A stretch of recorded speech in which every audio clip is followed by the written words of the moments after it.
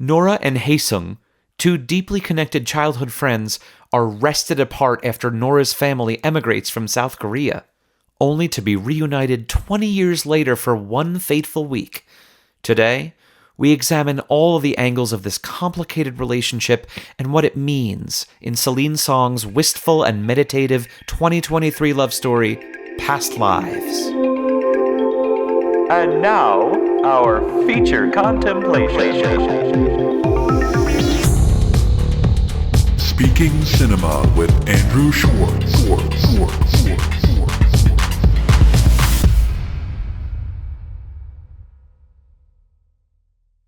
Welcome to the Speaking Cinema podcast. Thank you guys so much for tuning in. I'm Andrew Schwartz, your host, and we have a great movie today that I didn't even know about until I saw it a week ago for the first time at today's guest's suggestion. So I really enjoyed Celine Song's Past Lives, and I'm so excited to talk about this thing.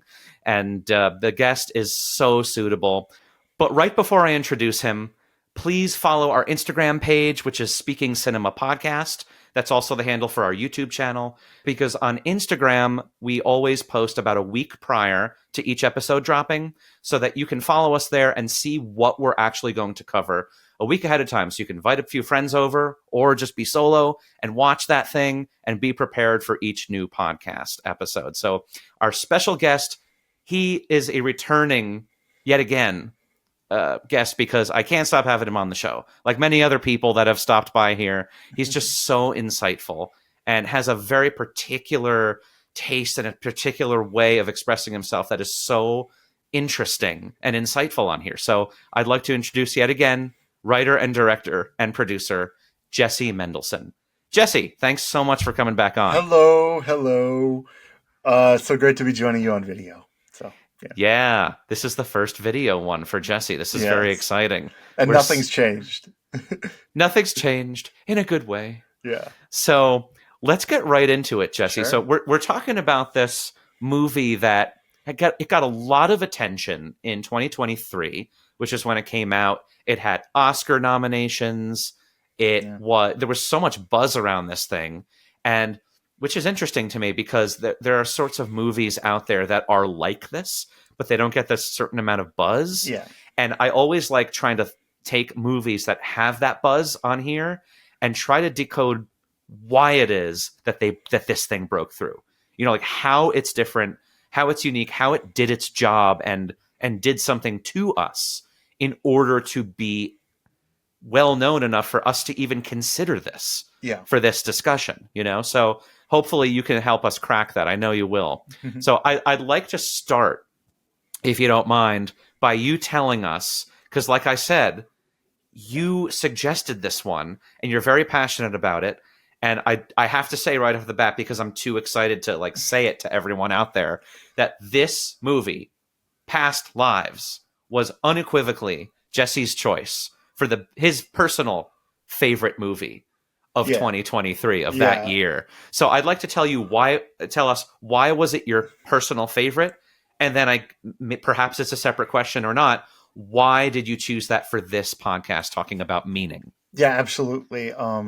There were so many good movies in 2023. It was a great year. You know, you had Oppenheimer and Barbie and I'm blanking on a whole bunch of them, but those were the big ones that year. And a month before Oppenheimer and Barbie came out, or a month or two, my friends invited me to a movie. I hadn't seen the trailer. I'd heard the premise. I'd heard the buzz.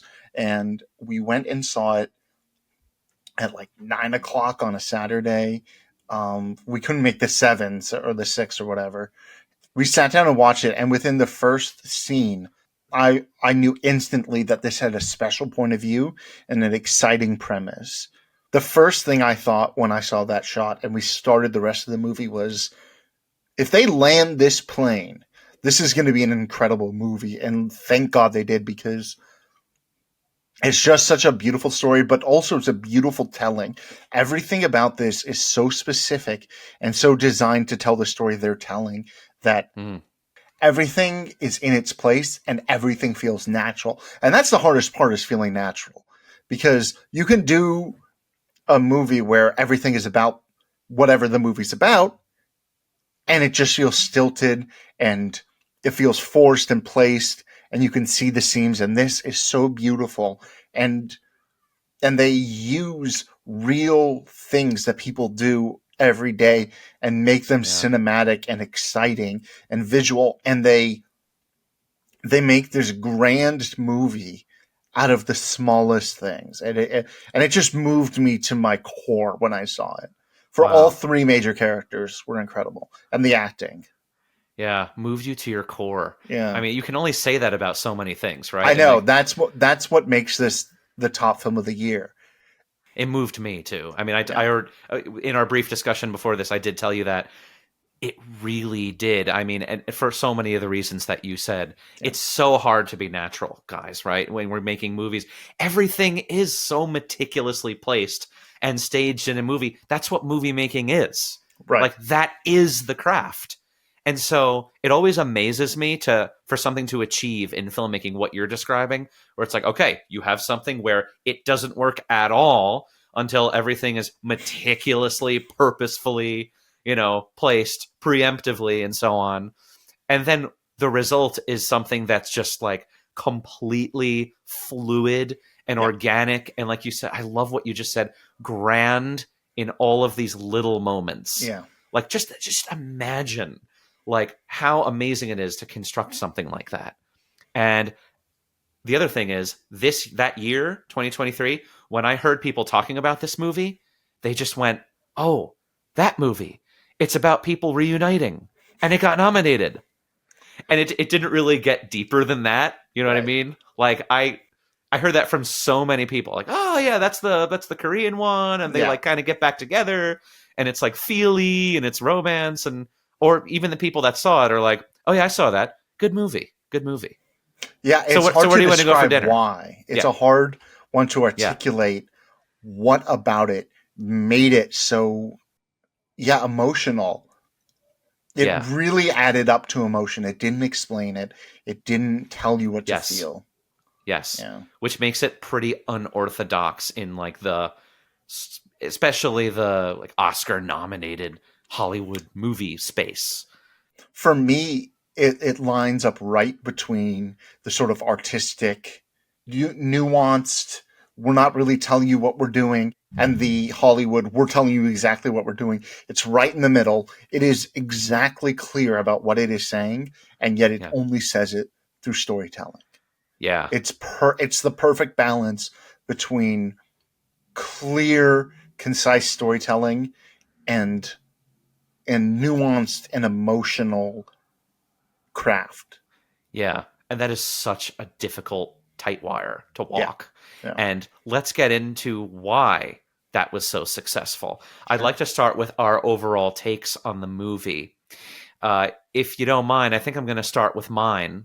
Please. I'm just going to go for it. And this is just what I think that this movie boils down to. Some movies, Jesse, I think are more metaphorical, allegorical. And I think this movie treads on that water, or in that water. It's a very Jesus-ian movie. No, yeah, exactly. It goes into that territory, perhaps metaphorically in some thematic ways. But I think that my overall take on this movie was pretty straightforward, as opposed to some other movies, which I think is maybe what they went for. Not sure, but this is what I think it really amounts to. I just think very simply, this is like a one sentence thing.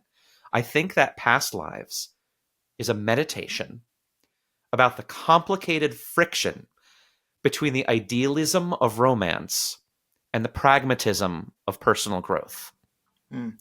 That's what I think this is. Because I think personal growth, I had to watch it a couple times before I really saw that part of the film. Like there's that big part of the pie chart that covers romance.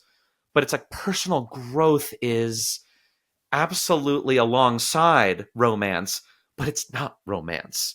It's not necessarily romance. Romance can be part of that. But I think that this movie kind of draws a line between them and says, hey, these are two separate entities. And even though they're separate, they're tangoing with each other in life. And in this movie, certainly, as an illustration of that. they're just dancing with each other constantly. You know, a little in, a little out, a little ebb, a little flow, some romance here, some personal choices that lead to wherever you didn't expect to go there, you know, and it didn't have anything specific to say in terms of, I think, a hard opinion, like you were alluding to just in your introduction there, about what it thinks verbatim about what one should do or ought to do. It just kind of comments about what is. Right. And what is a complicated tension between the romance that one feels in their life and the personal choices, the personal growth that they feel, constantly butting heads and creating friction. So that's what I think this movie is. I'm so excited to hear what you think that this movie is. So for me, I think I want to contrast it with what you said. I think you're absolutely right that this movie is about romance versus practicality. Not putting words in your mouth, but to me, what this also does is draws a line between culture, history, family, and personal development and growing up. Because not only does Nora, our lead, leave behind her childhood sweetheart, but she sort of leaves behind her childhood and her family. She immigrates not once but twice. And I think this movie is really about her struggling with being Korean American or Korean Canadian American, and really talking about what it means to live in a modern world where cultures collide, and who are you in that kind of world. Yes. Yeah, and I think that's a great way of putting it. And I feel like our takes dovetail. They surely do, because I think that what you just described, family, history, all of that kind of stuff, I think that sort of falls into the umbrella of personal growth. Yes. It certainly does in this case, right? Yes. Because all that stuff is personal, right? It's your personal history. Nothing's more personal than family and all that. So, yeah, that is nice that our takes go side and side. Yeah, this is the closest one we've done so far where we've been like aligned. It doesn't always happen, folks. Sometimes we think the movie is a completely different thing. But I feel like once we get into some nuance and some details about this thing, then maybe we'll differ in some ways. But but either way, this is a movie that is begging the people watching it and concentrating on it and giving their emotions to it to reflect about the nuance. And I'm excited to get into that with you here. So let's talk about the meaning of this movie and why it ultimately made us feel so many feels. Oh my God. It's going to be great. Even my second time. Oh. Me too, man. Me too. You know, we'll talk about the ending soon, but I rewound the ending, and even just to rewind the ending to take notes, it got me every time I rewound and watched it again. I mean, this thing has mustard. Okay, so let's talk about it. Our first topic. So Jesse and I basically agreed that our first topic to start us off, we've got to talk about the way that the movie opens, because it's just so unique, even from the rest of the movie, and it says so much. So I want you to get us started off with this, Jesse. Tell us about this first image and what it means to the movie. So we have three people, two Korean, one white, sitting at this table. The two Koreans are talking to each other, and the white guy's a bit of an outsider. And we have this couple playing a game of who are these people to each other. And that's the premise of the movie. But it perfectly lambasts modern culture in the sense of social media and the whole dovetail of looking at each other's plates and thinking about other people ahead of us. But it doesn't do it all on the nose. It doesn't overdo it. It feels natural. It feels real. And I think the reason it's so important that we have this modern cultural phenomena as the opening shot is because Hae-sung is out of place in New York. And because this is not his culture, this is her culture now. and this is Arthur's Yeah. culture, that it really is, he has stepped into a different culture, and this is what happens in that culture. And it allows us to enter the conversation of who are these people from a voyeuristic perspective, which is us. Yeah. And it's one of the few times that we use a zoom lens, that we see a zoom lens in the movie. Yeah. Yeah. It's just a slow welcoming. Here are our characters. You, audience, have no idea. You know, the couple that you're talking about, Jesse, we hear their voices, of course, right? And the coolest thing is that couple is an avatar for the audience's consciousness in that moment, right? We're wondering who these people are, what's going on. And there's something that's so like interestingly like meta cognizant of that. Yeah. When you write in like two people talking about like speculating about like who these people are, which amounts to we're speculating about what this movie is about. Like it is the movie telling us what is this movie. Yeah. You know? And it's asking and telling us at the same time. It's asking the question and giving us the first hint. I mean, the first one, they guess, is about as close as you get. Yeah.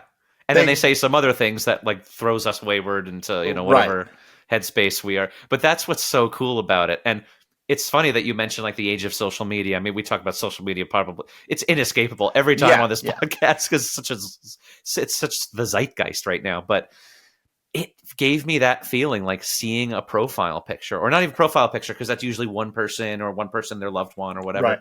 But when you see a picture of someone that even you don't know, that's just like some kind of a candid, you know, with like a few people at a party or some kind of a social event doing something, and you're speculating about the other people that are inside. Yeah.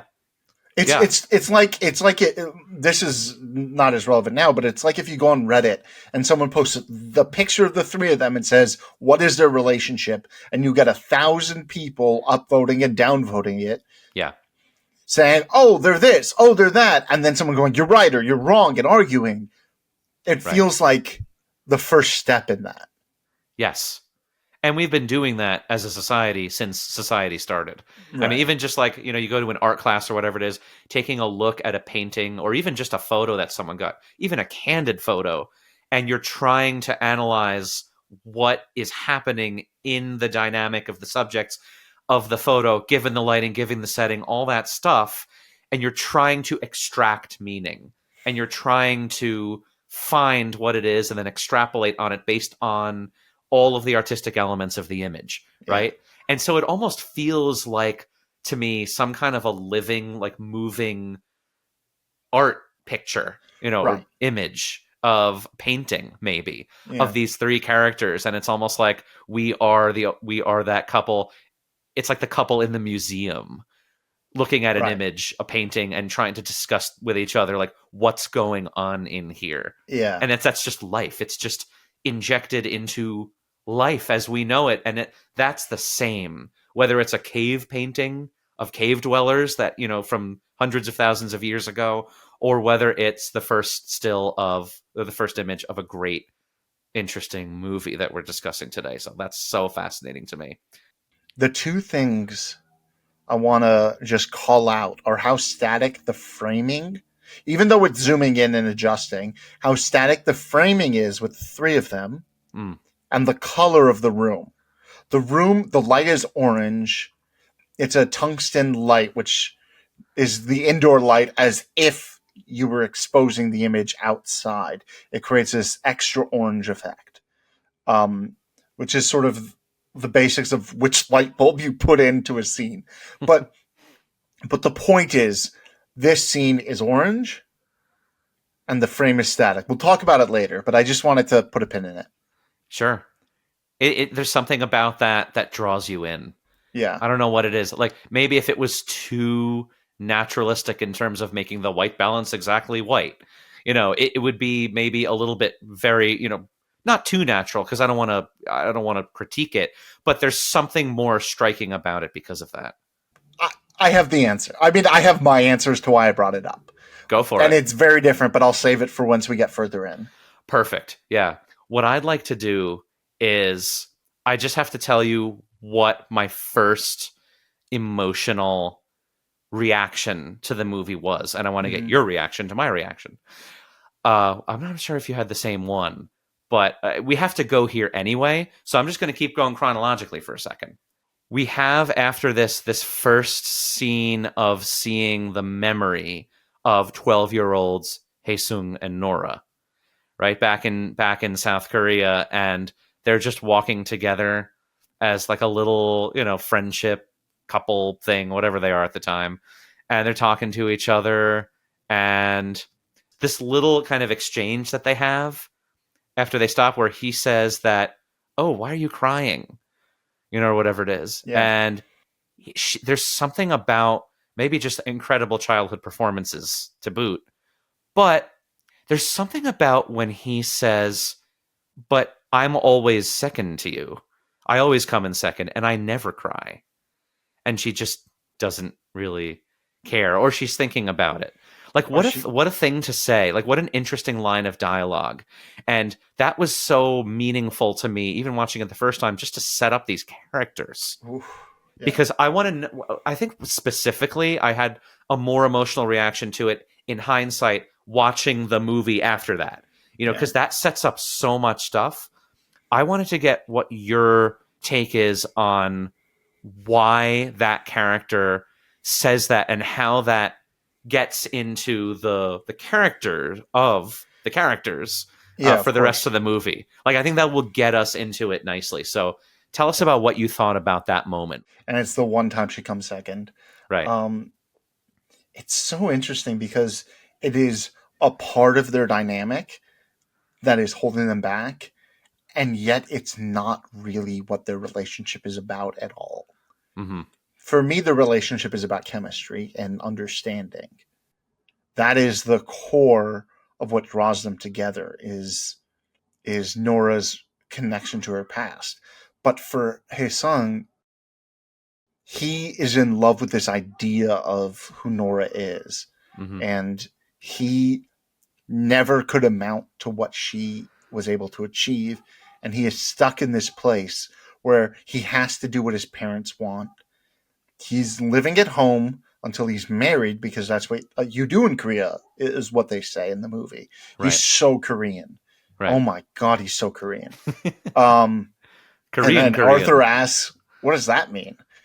And she sort of has a wistful look on her face when she says it. It's kind of cute, she's like, "Oh," and yet the height that he aspires to achieve to is to go to a pretty good school. That's actually a really good school, but he downplays it. Yeah.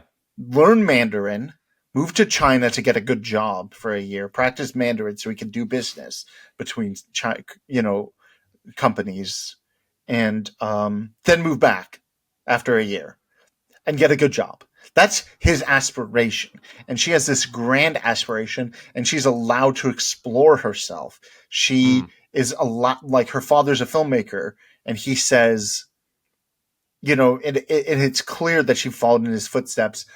They moved out of Korea, and she moved out of Canada. Mm-hmm. She followed in her parents' footsteps.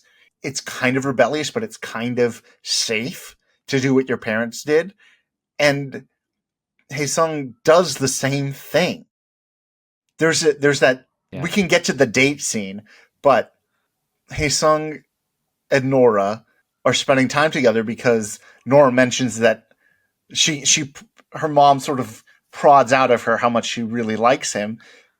Yeah. And so before they immigrate to Canada, she sets up a little date for her daughter and Haesung. And in this date, there's this incredible moment where Haesung's mom says, "Why are you leaving? Why would you leave? He's a director. He's a filmmaker, and he's here. Why would you go to Canada?" And they're talking across each other.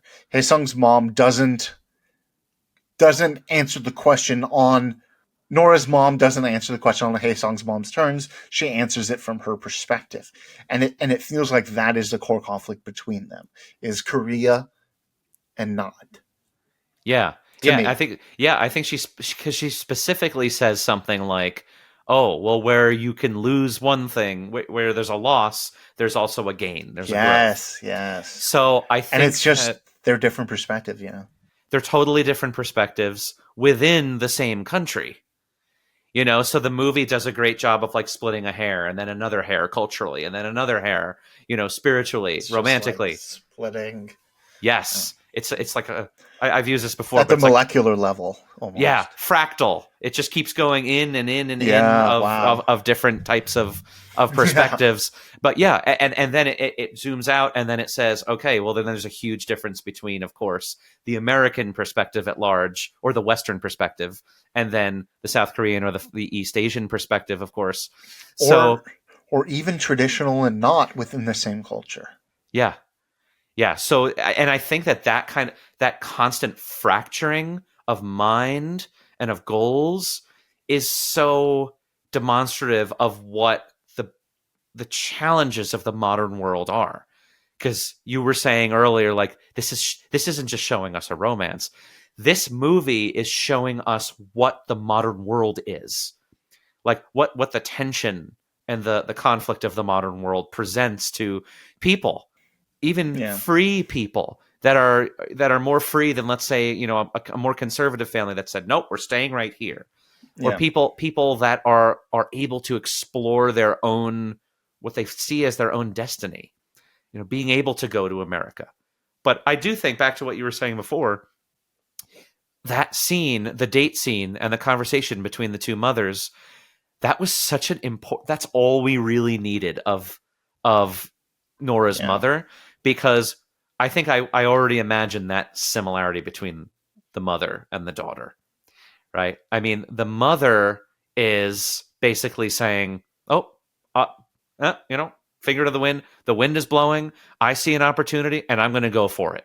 I don't care even that our daughters are, my daughter and your son are possibly like, a romance is germinating between them. Yeah, there's so much in do this.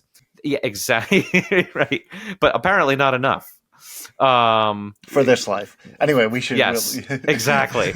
Exactly.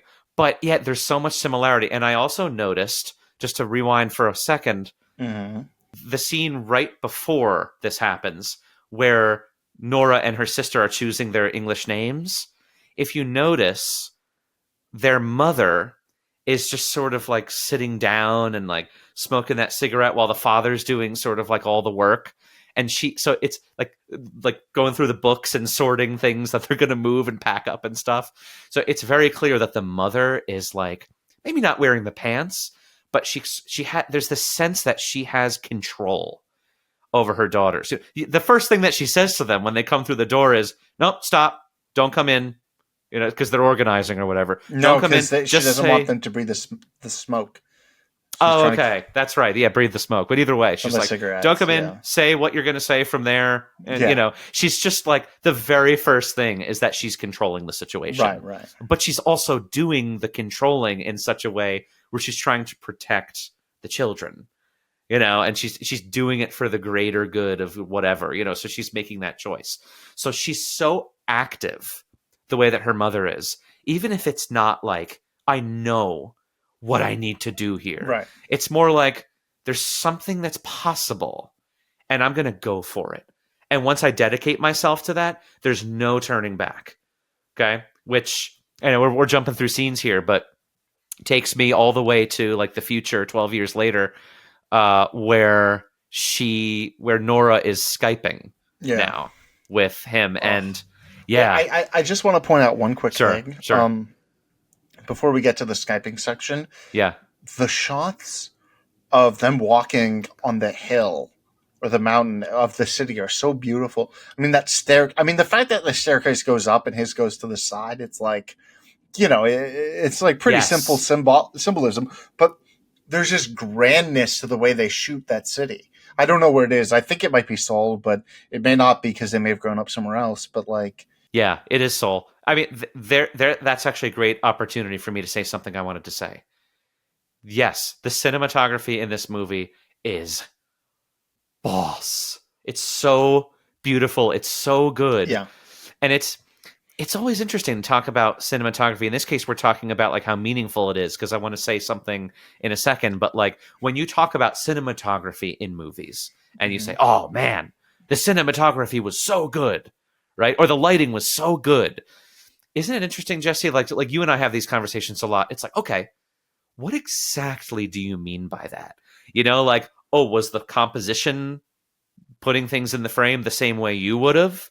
Was it just like there were a lot of things that were, lit the way that, Right. You would light it? Was it a silhouetted sunset of Yeah, a was landscape?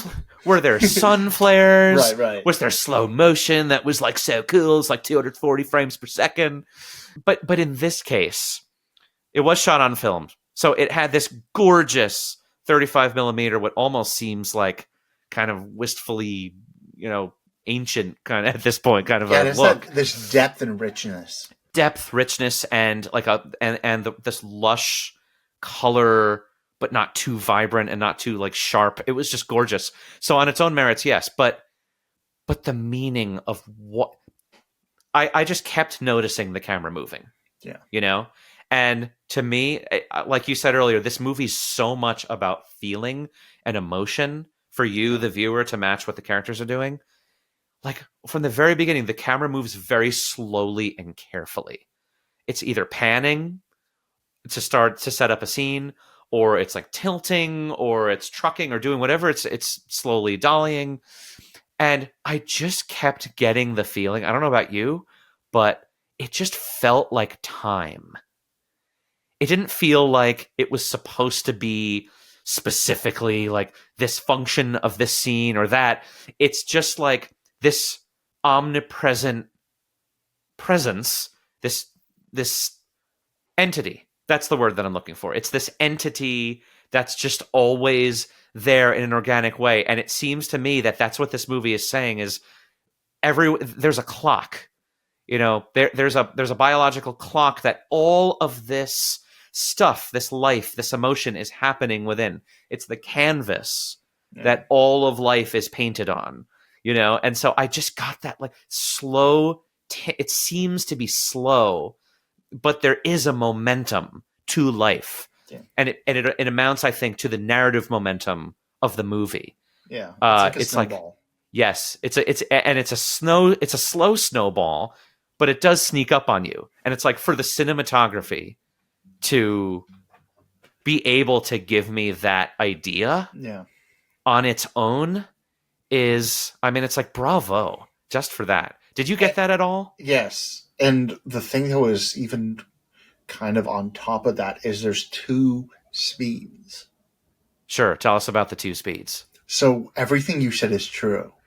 But when she's with Arthur, it moves at one speed. Mm. And when she's with Taesung, it moves. And it's not just speed and time in terms of framing, in terms of how it's shot. Those scenes are fundamentally different, the way they're shot. So interesting. That's such a great observation. And that collides into the final sequence when Arthur and Haesung finally meet. So I'll start with Haesung. Haesung's world. Bright, rich, depth, detail. They have all the wide shots of Seoul, of him on the tram showing Nora during the Skype scenes. Yeah. Their whole trip to New York, every time they're walking together, there are these majestic wides that perfectly frame an aspect of New York without showing all of it at once. Mm. God, there's so much in that. The shot where they're in front of the carousel, you barely see the carousel. It's an iconic carousel, but you get the color, you get the contrast, you get their position. It's grand. They're larger than life in those shots. Yes. They're epic. They're huge. It's almost like it's on a medium lens, but pulled back. It's probably like a 35 or a 50, but far away as opposed to up close. And right. They're these. I could be wrong on the numbers, but they're these beautiful shots. And every time we're with Arthur, it's a long lens, compressed space, and they're sort of moving. And the movement is totally different. Mm-hmm. The way it's shot is just so different. There are these long lenses. The background and the foreground are out of focus. And here's where the light comes in. Arthur lives in a world of artificial light. The apartment, the restaurants, the even the scene where the romantic scene where they kiss for the first time, they have those hanging orange lights everywhere. It's Yeah. this dark richness just polluted by modern light. And I noticed it because there's this scene in the towards the end where they're in the two scenes where Nora and Haesung meet out in New York. There's the Statue of Liberty scene and then the waterfront carousel scene with the skyline of New York in the background. Yeah. And in between those scenes, she goes home to her husband Arthur, and he's sitting there playing a video game, and he's sort of out of it. But you don't get the sense that he's doing something rude or inappropriate. He's taking his time and doing what he wants with his time. Yeah. But the whole left side of the frame is just a wall, and the other side, it's a flat wall and then a hallway. He's sitting there playing. She walks in. He doesn't notice her. She walks up to him, sits down. He sees her immediately. Now that he knows she's there, he's including her. He pulls the headphone back so he can be present. Yeah. The second she says something that means something, he's there. This is serious. I pause now. You still have that tightness, the narrowness, the house light. And it just is fundamentally shot different. No, I'm there with you. I mean, like, sold. Absolutely. But now tell us, what does it mean? Okay. What is Celine telling us with that?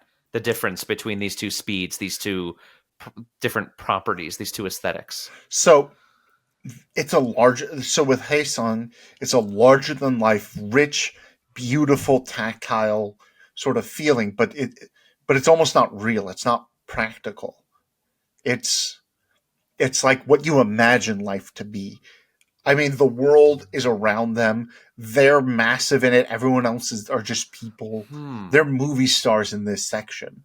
They're sitting there on the steps, and everyone around them is just, you can't see them. You don't notice them. They're in their own world, which normally the way you would shoot that is with a long lens and compress the space. But somehow they blow them up, and it becomes, and it sort of represents their chemistry more than their relationship. I mean, just the fact that they just look at each other and they just sit there, they can just stare at each other for a minute, and we see everything and feel everything. It's so large.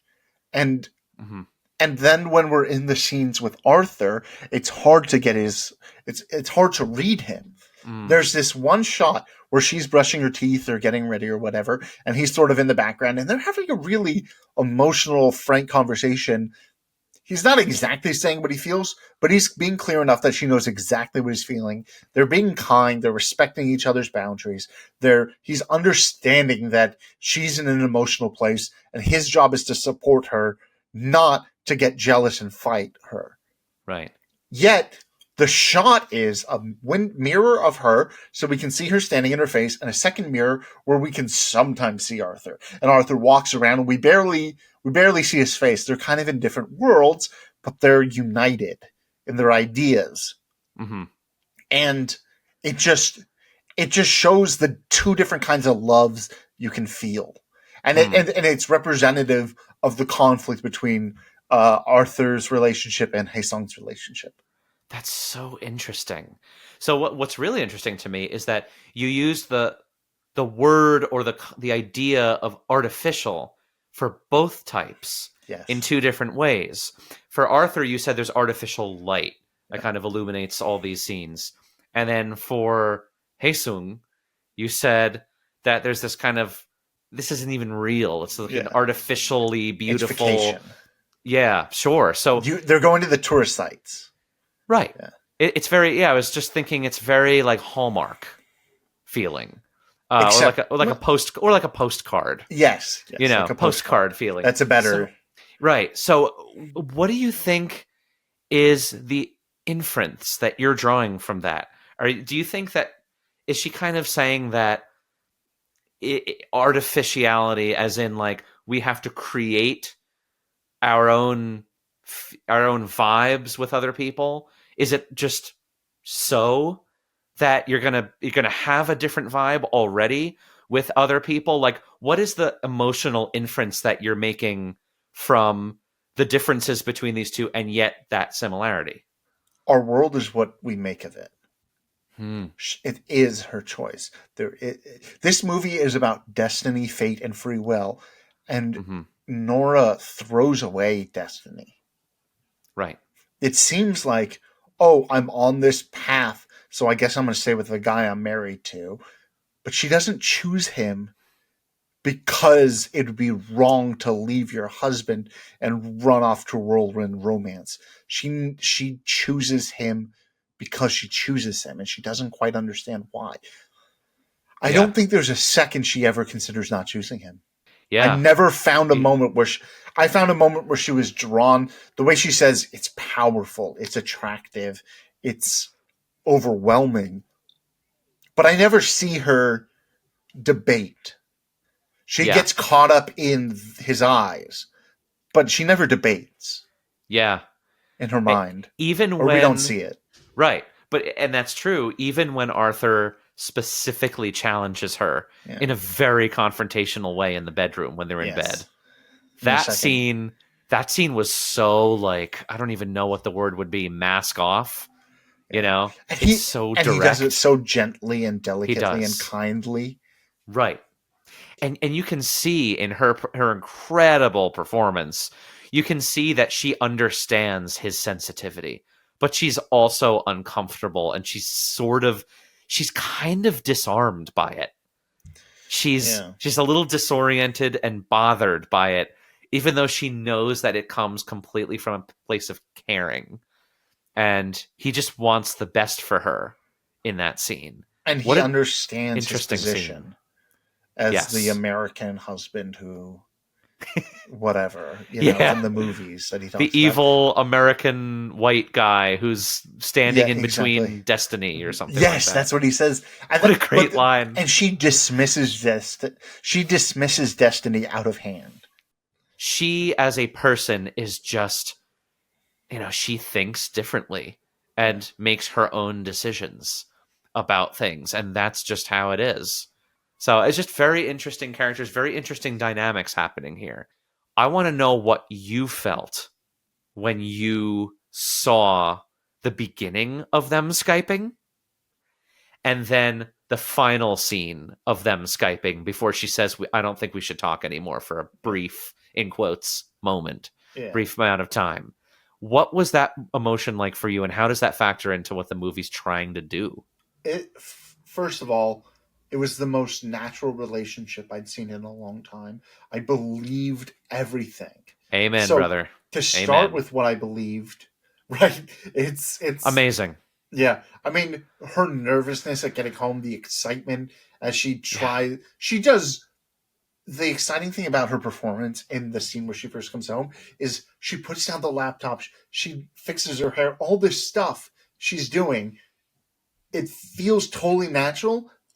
And yet she's trying to do so much because she can't wait another second to get on this call. Yeah. It's not because it's a oneer and she has to do all this business to prove that she's in the house. It's because she is trying to get all this stuff done so she can get on the call now. Yeah. And that moment when it loads and you think it's about to play and then it just loads for a second. Yeah. Oh, so apparently, I don't know if this is true, but I heard that they sort of, when they were filming that scene, they throttled the connection between the two of them so that they could control when it froze. They used, bit like how much data went through, so they could control when it went through and when it didn't, and they filmed them both at the same time, so that those reactions of not being able to connect, apparently cool. are real, that's so or cool. at least enhanced. But we're on him for the first moment. We don't see her face when they connect, but the look on his face is so honest, and all he says is "whoa," and you just and you believe it. You believe it instantly, and their chemistry is just there, and they don't. The exciting thing about this sequence is they don't really talk about anything. Mm-hmm. They talk a little bit about their hopes and dreams and plans, but it's all surface level, and everything about them is just understanding each other on a deep chemical level. Yeah. so that when practicality gets in the way, they're in the same place they were 12 years ago.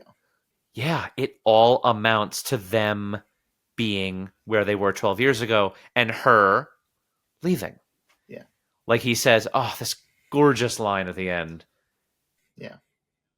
You're someone who leaves. You know? And what he really means is, for me, you're someone who leaves. And then later on near the end, he kind of corrects that, but we'll get into that. Yeah. But yeah, it all amounts to that. And I think that you spell it out beautifully. Like getting that across the surface level, the triviality of all these things. It's like superficial things like, oh, look at this view, look at that. But they're on the same wavelength. They don't even have to say the words because they understand what they're saying. Yes. So it's very strong. But, and you already detailed how it's the wavelength itself looks and feels different than the wavelength between Nora and Arthur. Yeah. And that's essential. But the wavelength is not the same to me in terms of like the intentions and internal emotional inner workings of the characters. Yeah. Right? Because I think what I really got from this was Nora kind of wanted to like him maybe more than she did. I think she felt Nora wanted to like, I think Haesung a little more than Haesung, sorry, during the Skype calls a little more. Like it felt titillating. They were young, like they said, they're babies. Like it feels fun and novel to reconnect with a friend that you haven't connected with. It was a joke for her. Yeah, I don't know if it was so much a joke. She says that. Really? When did she say that? The first time. She says, you were looking for me. It was a joke for me. Yes, she does say that. But she feels it. She feels the connection. So all that goes away when she looks at him. Yes. When she looks at him, I think she does really appreciate and like him. Yeah. But there's something that fizzles out that wasn't supposed to. And yeah, it's just so interesting to me how it makes them revert back to basically what they were. Yeah. And it's so heartbreaking because he clearly is on a different romantic wavelength than her. But here's my question for you about this. I know that the film poses this question rhetorically several times, but I just want to get your thoughts in this specific instance since we're talking about these Skype things. Right. They mention this later on, but during the Skype things, do you think what really I think drove her away again is the fact that Haesung was not able to visit her until a year and a half, and she wasn't able to visit him until a year or whatever it is. Do you think that, because you just mentioned the joke, do you think that this relationship would have been that's a boring way to pose the question. Do you think that it was built in that she was not going to go for this? Or was it really only because it didn't meet the convenience of them being able to see each other soon enough? What soon enough means is neither of them are willing to make it a priority. Yeah. That's what it is. It's not that she never considered it.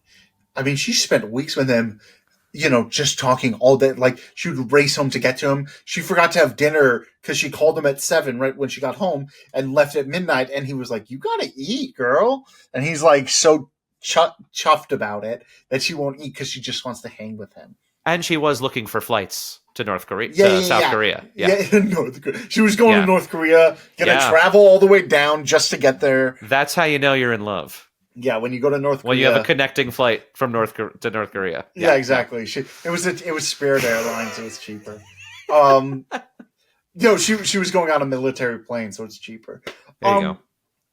No, but the other thing is that scene when she said one of the first of the montage after the initial scene, he says, "What time is it there?" He knows what time it is. They scheduled this. He knows what time it is. And she goes, 7. And he goes, I thought you didn't wake up before 10. And she goes, well, it was the only time it could work for you. Yeah. And that is love. That is romance. Is doing the thing works for the other person And the fact that that was just a given for her makes me think it's the second. It's that their priorities are different. He's going to China. He's learning Mandarin. He's getting a job. He's getting a good job doing a good thing that he's supposed to do. Yes. And she's winning a Pulitzer or a Tony, either one. Yeah. Right. Depending on where she is in her life. Yeah. Or the Nobel Prize for Literature. Yeah, exactly. It's all three. You're right. It's all three. Yeah. She's not moving to Korea, and he's not moving to New York. So what are they doing? That's what she said. Yeah. Yeah, we could visit and hook up, but I'm not waiting around for you. Yes, I've made a commitment here. I made a commitment here. That's what I want to do. Because I want to tie this into... And it's not him. It's not just... Sorry, I just want to be clear. Yeah, it's not... He didn't commit to her. She won't commit to him either. And that's what breaks them apart. And I think it all goes back to this first moment in the movie between the two young versions of them. Because what I was going to say, of this was these Skype sessions, and why I was asking you, do you think it was kind of built in somehow that they just weren't going to make it work?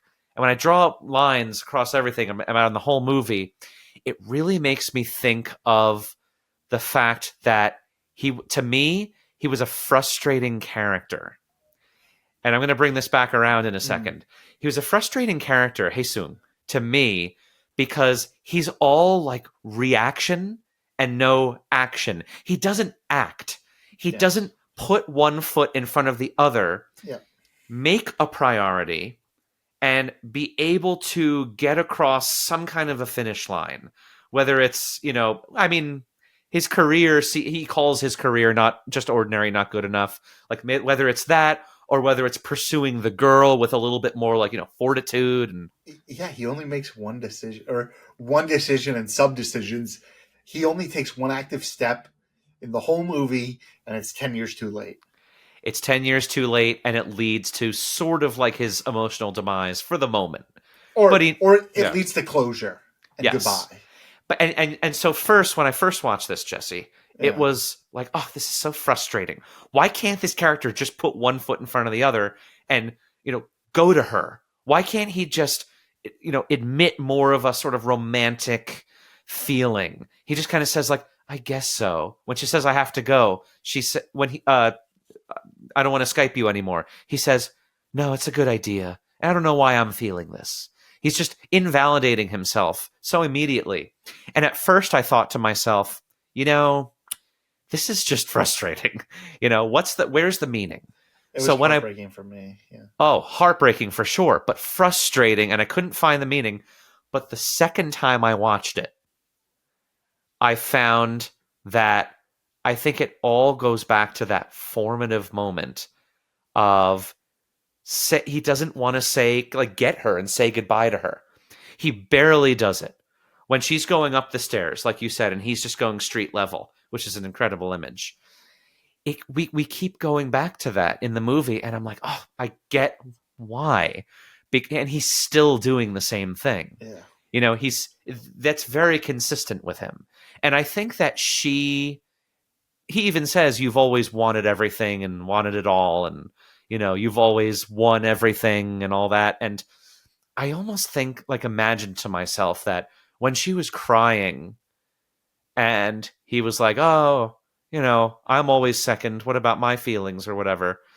I feel like she just wanted him to like comfort her and be there for her and take the action to be the supportive system and the supportive thing that he needed. That she needed. Was forcing his hand.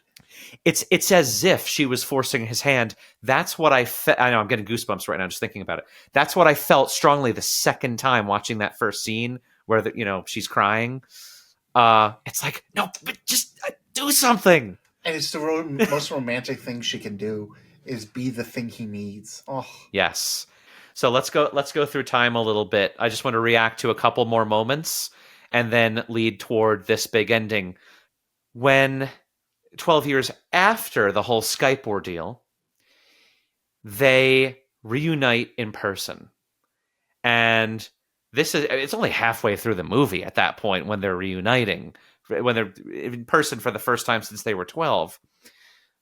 But I want to get your reaction to these. There's a sequence here that happens, and it's just every single like line of dialogue, every single look, all the nuances, all the physicality. There's so much like emotional physicality and content, I want to say, context in there. It's ideas that are being realized just from a look, a flip of the eye. I just want to get your overall like reaction to it and how it's leading onward in the path toward the ending. But this first moment where they see each other in the park in New York by that fountain, I want to get what you thought about that moment, if it has any similarities or differences to when they like saw each other Skyping, because we just talked about that. Oh, yeah. And then the following carousel scene. What do you think about this moment when they first saw each other? What do you know from their body language, and how does it tie in? I mean, he may as well have said "whoa" again. It was just like he was so nervous, and he looked at her, and it all went away, and it went away for her too, and it's just the chemistry is so palpable that they have to fight it to stay away, and yet she decides to fight it anyway. Most movies end with her ending up with his son. Absolutely. But the fact that she comes home and she sits with Arthur and says, "You were right," is emblematic of their he came here for chemistry. Me. Yeah, you were right. He came here for me. Yeah. How strong their chemistry is, and those two scenes where he's just talking about life, and it's the same kind of conversation they've always had, where it's not details, it's not specific, it's surface level, but because of their chemistry and their connection, everything is packed with so much meaning that it's so intimate. Yeah. And that's the thing I take away from those two scenes, is they do so much with so little. They're so present and so engaged that everything is alive. Yeah, because there's another moment that I forgot about in between those two, where they're on the subway together. Yeah. That subway car shot. The hands on the grab rail. Yeah. And they're just staring at each other. Yeah. But like you said before, I believe it. It's so interesting to see an emotional dynamic cinematically like this that says so much with no dialogue and barely any blocking or movement from the subjects. And it's so compelling. That's the power of movies. Yeah. If that's not it, what is? Yeah. But yeah, that image of them on the subway became a very popular poster, a promotional shot, like a one sheet or something for the movie. Yeah. And it's really interesting because it looks engaging from the outside and not knowing the context. And then you watch the movie and it just wallops you and you're like, oh, it's even more complex than I thought it was. It's like, it's just layered and layered and you can't even access it. And yet you know what to feel. Yeah. Which is so interesting to me too. Like, because as an audience member, you're letting go. You're not thinking about the details of what it means. I can't even say some of them. But I can feel what they're feeling. So because we talk about meaning, that alone is very interesting to me. Do you think that it's like, is that a Goldilocks zone? Is that where we want to be if we're making a movie like this, for someone to not, but even taken to the extreme, like you just said, even thinking afterward or talking about it right now, you just said and admitted some of these things, I can't even access what the meaning of the emotion is. It's just emotion. What does that tell us about what a movie can mean if the meaning itself is not able to be accessed, just the emotion? What are your thoughts on that? That's so intriguing to me. My personal view is that movies are empathy machines. And it's not... When we see incredible, larger-than-life movies, and we see people... And then we see those tropes played out in movies after, the reason they were epic was not because the thing was epic. It was because of how it was portrayed and the craft of the original version. Yeah. And that craft is so powerful and so epic that you could be watching a different movie and seeing a different actor do the same thing, and you're feeling what an actor 3 movies ago did. Yeah. That's what that is. And when you see the greats put together a movie and you feel something in a larger than life movie, this is a small movie that's larger than life, but imagine a big movie like Indiana Jones or Star Wars or Sound of Music or Gone with the Wind or whatever, or Wizard of Oz. Imagine feeling what you felt in past lives, but with the like light of 1,000 suns hitting you. That is the difference between just a movie that exists and a grand. That's why Titanic is the biggest movie, because it does both. It is shining a light on humanity and it's epic. If you do both of those things, that's how you create magic for an audience. And there are different ways to make things epic. And the shots and the chemistry between Nora and Haesung is the superpower. Yeah. Everything else is spectacular. I mean, Arthur, that actor is unbelievable. Like, all 3 of them should have won the Oscars that year. I swear. Like, just give it to them. He was incredible. He played that part perfectly. Haesung was perfect. Nora was perfect. But their chemistry is the grand superpower of this movie, and everything else works because of it. Yeah, it really is amazing. And I was going to say, I think that not even the function, because I don't want to get into like the mechanics of it, but because it's so almost like mystical and magical, what we're talking about here, and these moments of just 2 characters staring at each other, you can't describe the context, you can't describe the mechanics, but you feel. I think that's maybe why the movie does it, because it's so real that it doesn't have to be a movie. It just has to be human. Yes. It just has to be an experience that feels organic and it feels relevant to you in this crazy postmodern world. I mean, romance was always very complicated, and we always never knew exactly how it worked or who it's going to work with and all that kind of stuff. But even that idea. Yeah. This version of romance is perfectly portrayed. This era. Yes, it is this era. That's true. But even just like personally to the character, like not knowing what to feel and making us not know what to feel either as an audience. You know, the movie's not telling us, all right, you're going to feel that because of this, right? Then we're going to feel this because of that. You have to understand this about the narrative and that. No, it's so mystical and magical and inaccessible that we're not going to give you that. But you are going to feel what that is. Yes. You're going to feel it when you're watching this. It's going to come over you. You know, you're going to be within that space emotionally.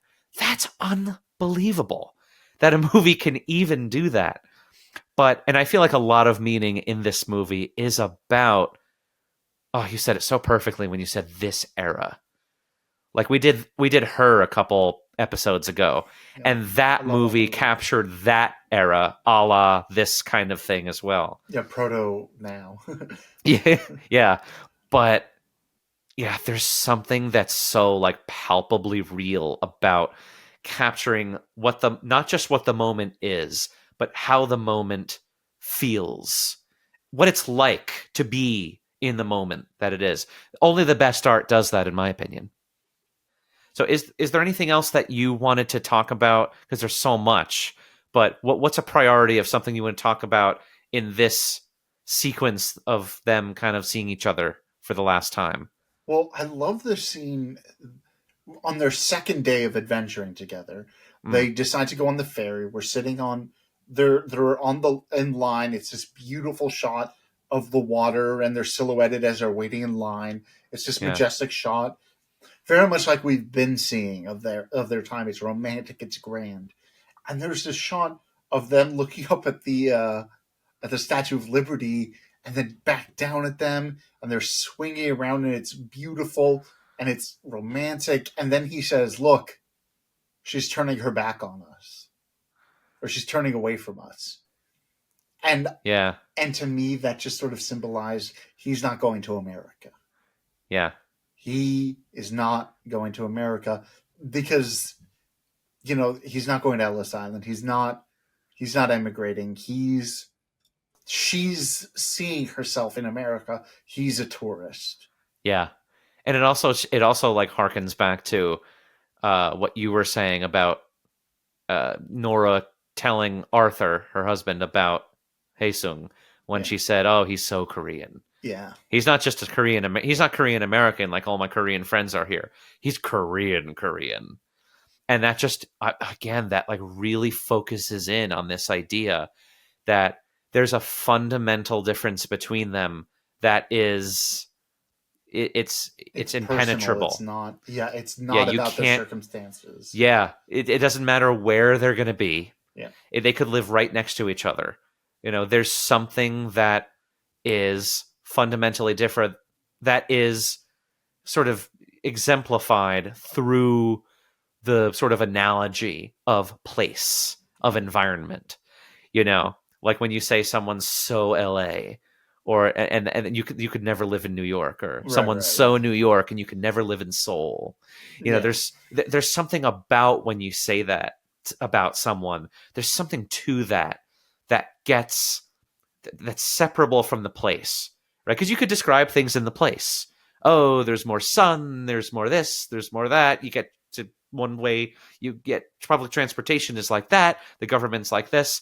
But at the end of the day, it's saying something that gets to like the core of a person that you almost can't even describe in terms of comparing them to their environment. It's something that lives so independently of anything else other than that person, that I feel like it can only be exemplified through movies like this that show it through emotional content. Yeah. Okay, Jesse, moment of truth. Yeah. I feel it. I can feel it. It's in my whole body right now. I'm ready for this. I hope you are. God. Let's talk about the ending. Sure. This ending, that the most surprising thing to me about this movie when I watched it was the emotion that walloped me when I saw this ending, was what made me want to just totally agree to do this podcast and to process it and think about it and watch the movie again to really understand why I felt what I felt. Yeah. And I'm interested to see if you had similar emotions to me and like the reasons why, So let's talk about this ending for a second. So the ending of the movie is, a few scenes lead up to it where finally Arthur meets Haesung and they're talking, and we finally know what's happening in the bar, and they're talking about all of these things about their past and the present, and Haesung kind of comes to this ultimatum. He finally accepts that this is exactly, I think, where Nora needs to be and should be. And he finally accepts that. And that's kind of the essence of the bar scene. Yeah. He tells that to Arthur, basically. Yeah. And so they have that amazing exchange, and we can go backward to that if you want to support whatever it is you want to say about the ending. But this very final sequence I want to talk about is when Nora escorts Haesung to his Uber, right? So she leaves the apartment with him, and they go all the way to the, like a block down or whatever. Nice, slow, steady, dolly shot moving along with them. They stop. They don't say anything to each other. It's just no dialogue. They just look at each other, kind of like the subway scene that we were talking about earlier. Yeah. And so he just kind of puts his stuff in the car when it pulls up, but then he turns around and he addresses her. And right when he does that, they cut this insert shot to the stairs in the street in Korea when they were 12.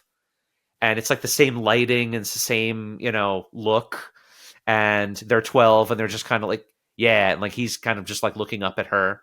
It matches the blocking and everything. Then it cuts back, and then Haesung asks if this is if their current life is maybe a past life to a future one, and maybe we're something in the future, and if so, who do you think we are in that future life? Nora says, I don't know. And he says, me neither. And he kind of chuckles, and then he says, see you later. He turns, he gets in, and drives away. And we dolly reverse movement with her back to the apartment. It's nice and slowly, right? Arthur is there sitting on the stoop, the stairs, waiting for her. And he comes down the stairs and opens the gate, and she just falls into his arms and starts to cry. Yeah. And he holds her. And then he guides her up the stairs and into the apartment. And then the very final image after that is we cut to Haesung in the car, kind of on I guess it's the Uber, and he's on his way to the airport or whatever. And he's shown in the back of the car, just sort of kind of lost and delirious, just looking outward at the city, getting one last look. The camera's moving with the car.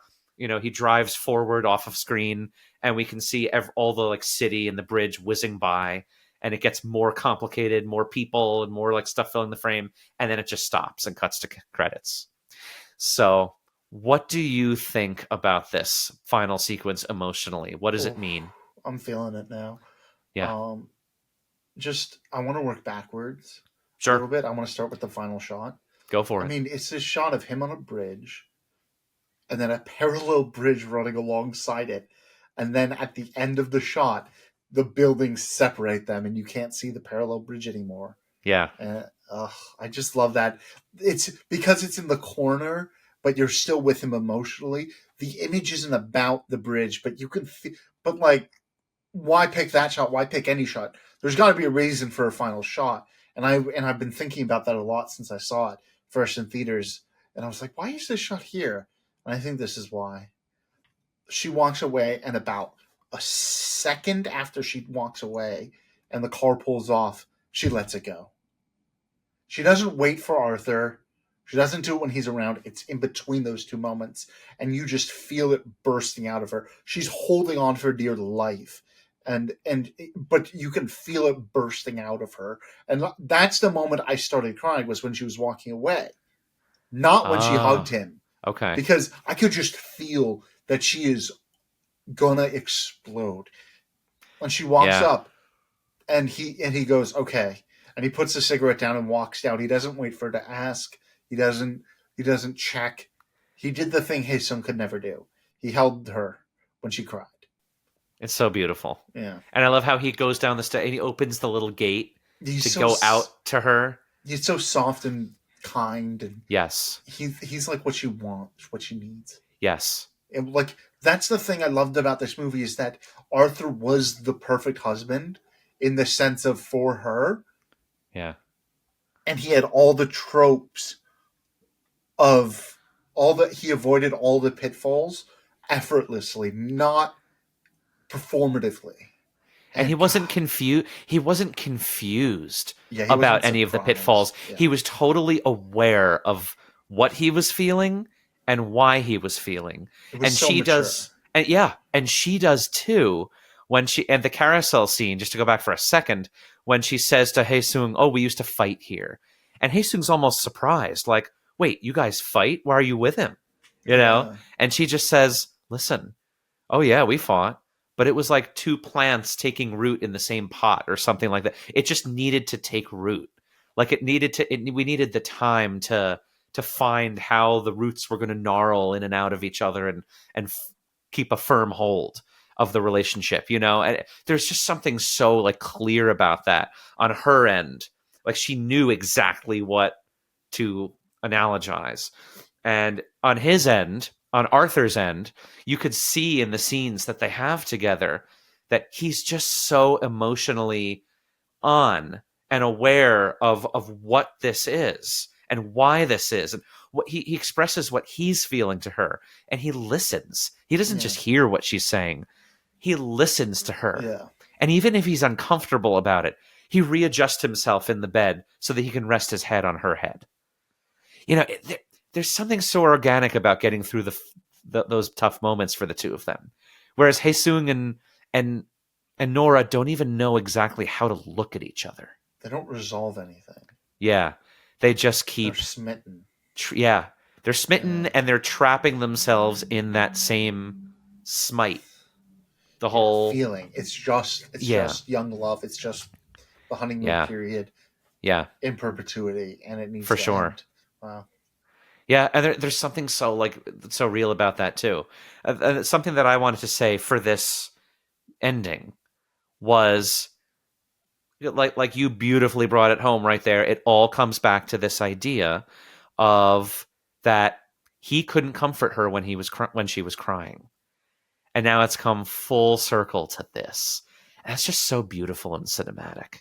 Yeah. Okay, but the big idea that came to me about this whole ordeal, drawing the movie from beginning to end, the way this ends, the way it wraps up, is that it's a truth, it's an emotional truth that I think this movie accesses in a way that is pretty incredible, that so few movies, I think, can achieve. And what I think it is the what it feels like to be irrationally attached to the nostalgia of your past. Like, I'm a musician, and I play piano, and I always kind of felt that when you learn a piece of music, it's a process, and you become accustomed to the ways of the piece, and you kind of try to understand what it's saying and everything. But I found that the pieces that I learned before the age of 18, like those formative years, they're ingrained in my soul forever. When I learn pieces now, or basically after the age of 18, from like college on, I kind of forget them. But there's something special and almost like otherworldly about not even the pieces themselves. It's not necessarily them. It doesn't have to be the greatest musical piece ever. But if I learned it at that formative time in my life, it draws me back to a certain type of nostalgia that I can't shake off. So it becomes a thing of value to me. It could be simple, and if I learned it when I was 25, it wouldn't have any meaning to me. But because it was a certain time and a certain place, and I was in this formative place of my life and learning about stuff and finding the ways of the universe and all that good stuff, it's just with me forever. And in that respect, I sort of understood Haesung. I felt that. Yeah. I mean, it's something that's so unpalpable, except for making someone truly feel the right emotion that needs to be felt in order to actually like look at it from an outside perspective, And I thought that was pretty incredible that she was able to achieve that idea, because Celine song, because I think that Nora has it too. And this ties in with the ending to me. And this is why she cries. And she doesn't cry anymore. Remember, she's not a crybaby anymore. Yeah. Because if you remember, she said, because no one cares. She realized that no one cares. When you're young, you think that everything's a big deal and everyone cares. But she knows that this guy cares, Arthur cares that she... Arthur cares about her. And she also knows that Haesung cares about her. Right. It's a different type, and they're not a match. They don't have this situation is worth crying about. It matters. Yes. Yeah. Wow. It matters on all fronts. And she knows that both of these people care about her. Yeah. So again, it just brings me back personally to all of the things that still, in some kind of a sense, haunt me with feelings Yeah.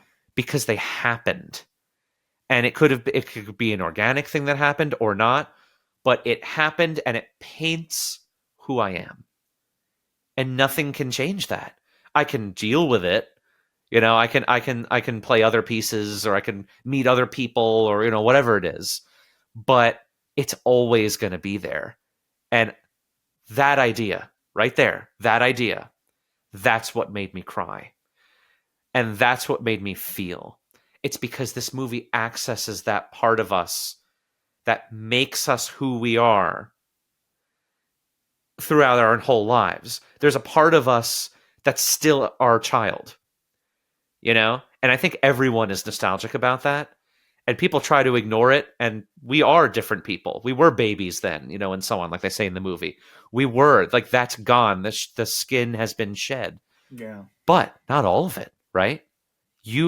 There is a sense that there's something you can in there. Change everything, but you can't change you. Yeah. There's something in there that is still you from when you were that age. And I feel like Haesun was almost like it's still there. And Haesun was like this physical personification of that idea. And that was just so overwhelming to me. And the way that kind of is mixed in so beautifully with the romance, and the conflict of the character, the emotional conflict. And it spreads outward to her conflict about identity and who is she, and how is she supposed to see herself? How does she separate herself from her origin? How does she take it on board and separate it at the same time? It's just such a beautiful thing in and of itself, literally, and such a beautiful metaphor, emotionally, figuratively. Wow. Yeah. Was there anything else that you wanted to add? Yeah, actually, there's one thing I think we should talk about that we haven't really touched on. We've brushed past it, but In Young, and the most iconic scene from the movie is that late night retreat scene. Yeah. And I think we hear her perspective. She tells In Young brilliantly. She's a storyteller. She describes it. And then he says, "Do you really believe that?" And she goes, "No. Mm-hmm. It's just something we say to seduce people." Right. And he goes, "Oh, you're seducing me." And she goes, "Yeah, no shit, dude." And then he kisses her. And it's kind of a funny moment, but it's sweet. And that is such a different thing than how a first kiss between Nora and Haesung would be. She wouldn't have to tell him that she wants to kiss him. She doesn't have to tell Haesung, but she has to tell Arthur, and yet it works. And then at the very end, Haesung mentions Inyan. Haesung mentions it a couple times, but at the very end, when he's talking to Nora, he says, as you pointed out, how much Inyan have we built up? Do you think we'll be together in our next life? And that'll be the real one, and this is just the past life we're living in. And she says, "I don't know." And what does he say? He says, "See you later." Yeah. Yeah, he says, "Me neither," and then "See you later." Yeah. Yeah, she's living in the present. He's living in the future. Yeah. And the past. He's living everywhere but the present. Yes. She is saying no. She doesn't say, "I don't know." She says, "No, I'm with Arthur." Yeah. And he says, "Okay, I'll see you later. In another life. I'll see you in another life." And that's I guess, part of the core difference between them. Yeah. And I felt like we couldn't discuss this movie without discussing Inyan. Oh, for sure. And I hope all you guys out there discuss it even more with each other. But yeah, I will say that the movie is called Past Lives, right? And that's just so special because this whole idea of Inyan being that cultural element that's a representation of the idea of the fact that there's something so extraordinary about the connection between two people when it works, when it feels like there's some sort of connection emotionally that transcends time. It goes across planes. it goes from dimension to dimension. It goes from lifetime to lifetime. And every single culture, I think, has some kind of a representation of that. Whether it's as direct to this or whether it's something else. We have afterlives. We have all these different sorts of things, spiritual things, religious things. But I will tell you, no matter what you believe, or no matter what I believe, I consider it a sort of spiritual experience when I experienced the emotion that walloped me at the end of this movie. Yeah. It feels almost like I'm experiencing all of the lives at once, almost like I'm living the emotions of all of the lives at once. It feels that heavy, right? It feels that heavy. I thought of American Beauty. My heart fills up with so much emotion that it's like a balloon that's about to burst. Yeah. And for this movie, it did burst. And that's what gave me the reaction. And to create something that makes me feel that much is extraordinary. So thank you, Celine Song, for this beautiful movie. Yeah. Amazing. The fan question for this episode is, if you have met that person that you believe that you had inyan with, describe to us how you knew that this was that person. And if you have not, is there anyone that has come close? Tell us about it. We want to hear it. Because like Jesse said, inyan is basically the core of this movie. And we want to continue this conversation. We want to continue the conversation with you guys. So subscribe, follow, share, and most of all, comment on the threads, and we will answer you, because we want to continue this conversation and do this very interesting movie a service of having people have the kinds of discussions that I think the movie was made to elicit in the first place. So thank you guys so much for joining us, and thank you so much to our amazing guest.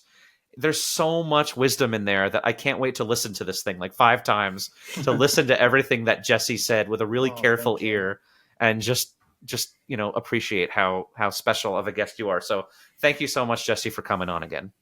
Thanks for having me. My pleasure. And hopefully it'll be real soon when we have you back. Yeah. And speaking of coming back, guys, we will release exactly what movie we are going to be covering for you on the next episode 1 week prior to when we drop it on our Instagram page. So again, please follow that, Speaking Cinema Podcast, and check out our brand new shiny YouTube channel, which is also Speaking Cinema Podcast, where we post clips and fun shorts, and we have a lot of comments and discussions, and that's a fun place to be. So please subscribe to that and share as much as you possibly can. Get the word out about Speaking Cinema. I'll see you on the next episode.